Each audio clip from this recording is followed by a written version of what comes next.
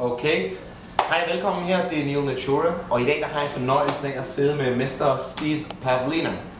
And since Steve speaks English, we're gonna switch over to that language, even though it's my second language. Yeah, I thought so. Steve is kind of an incredible guy. He is the #1 self-development teacher out there, at least if you ask Google.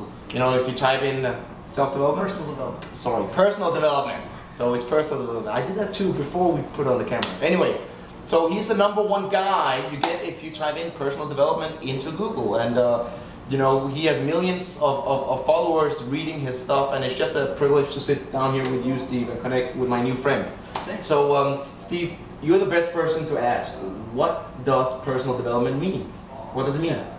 I would define personal development as having 3 different attributes to it. Okay, first of all, it means getting an increasingly accurate model of reality. Ultimately, personal development comes down to understanding how reality works and being able to interact with reality on the basis of that accurate belief system. Okay, so the more accurate your beliefs are, the more you're going to grow. Second thing, personal development is about experiencing your desires.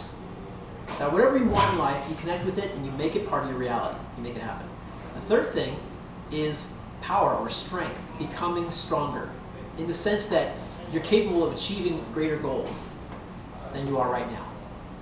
You can make things happen that may previously have seemed impossible to you. So it means becoming accurate in your beliefs, it means experiencing your desires, and it means increasing your power to create changes in your reality. Create changes. Those 3 things, all taken together, that's how I define personal development. Fantastic, outstanding. So what's like the biggest challenges you see when you meet people? Because there's a lot of people out there who really would like to take some action in their life, you know?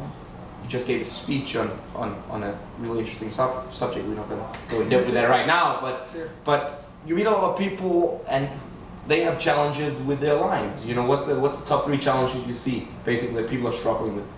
Okay, one challenge I would say is people having false beliefs. Yeah. People believing things about reality that just are not true. Yeah. Okay? Especially beliefs that limit them. Yeah. Limiting beliefs are the worst. The kind of belief that says, you know, I can't be a millionaire. Yeah. Or I can't do this. Is that true? Or I have to have a job. Is that true? No. No, of course not. I'm just teasing.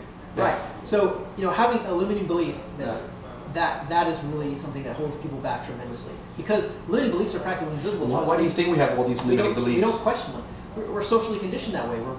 It's our upbringing teaches us that from a very young age. They get installed and they get taken for granted. Yeah. It's like we're put into a box and we live our lives in these little boxes and we don't realize the box is not even real. Yeah, our heads are full of limiting beliefs. It's entirely created by our own thoughts. Our own thoughts.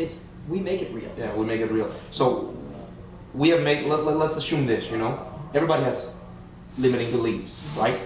Now, to the viewer that's sitting out there and who might have a limiting belief, what's the best way to go about it? You know, for instance, the one, I can't be a millionaire, or you know, I can't, you know, attract the person that I really would like to attract, or you know, whatever. You know, what's your best advice to go about in limiting belief? Okay, I'd say the primary antidote to limiting beliefs is curiosity. Yeah. It's having intense curiosity.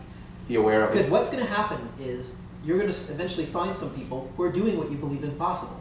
I mean, obviously this world is filled with millionaires. There's more than 1 million millionaires just in the United States. That's a lot of people who are able to do it. And many of them are not that bright. No.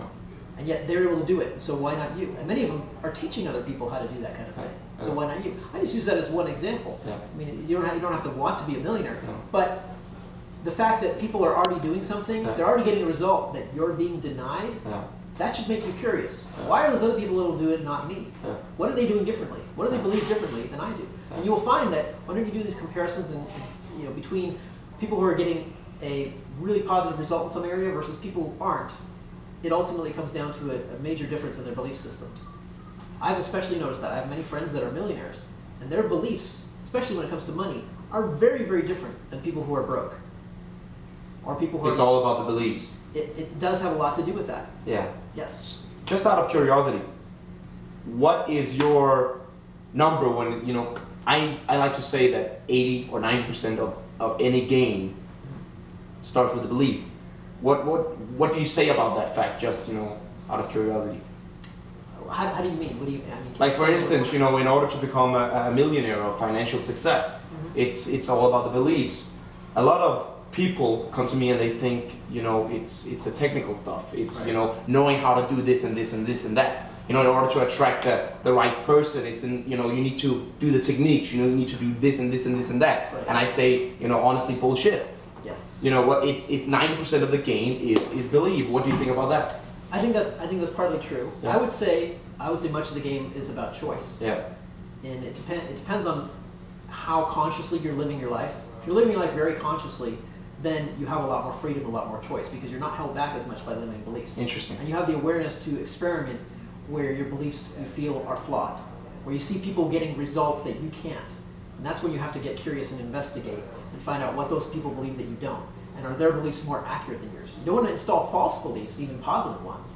What you want to do is develop more accurate beliefs. So accurate beliefs, is the key. But ultimately, I would say that begins with a choice. Yeah. It begins with the choice to say, I am going to experience this thing that I am not experiencing now. Like, I want to have a new relationship, and be specific about what kind of relationship you want to have. Or I want to have a certain amount of money in my life. Or I want to have a certain type of career. Okay?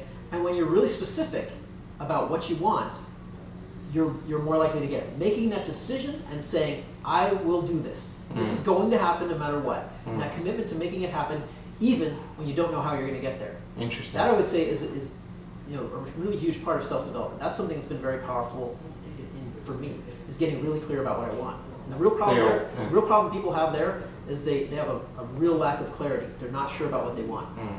For example, on my Facebook page a while ago, I posted just a status update asking people what some of their goals were for the new year, just a week ago. And the goals that came through were, for the most part, not goals at all. They were just like, I want to have a really fun year. I want to enjoy myself. Exactly. They weren't specific. It's so vague. Yeah. And the problem is we set these vague goals in our life when we really don't know what we want. Yeah. And so the vague goals are really just a delay tactic. Interesting. We're not going to get there. Nothing's going to change or improve by having such a vague goal, because our mind doesn't have anything to lock onto. It says, well, how is that different than what I'm experiencing now? Which way do I go? There's no clear step to take next. When we have specific goals, the next step becomes readily apparent. It shows up. It becomes very obvious what we need to do. Okay, like if I say, I want to double my salary, and and I want to keep my current job, and I want to find a way to double my salary. Let's say you're working in sales or something, you get commissions. Now you have some clarity there. You're like, okay, how can I double my salary then? Well, I have to double my sales. You have something to go after when you have that clarity. Right, or I have to increase the commissions I'm getting per sale. Or it's like now you've got some specifics you can start working with. Exactly. And you can start breaking down some action steps, like, maybe I should read a book on sales and increase my sales technique. Like, how can I increase my conversion rate, so that I'm getting fewer rejections? Suddenly your mind starts exploding with all kinds of possible ideas you can implement and get you there, action steps you can take. When you have a vague goal like, I just want to be happier, enjoy life more, nothing comes to mind. So what you need to do now is be very concrete with your goal setting, And that was it. That was for Steve Pavlina. You are an amazing guy, and I urge you to go to Steve's website. It's the most popular website in self-development. So go to StevePavlina.com. StevePavlina.com. Thank you so much. Thank you, Neil.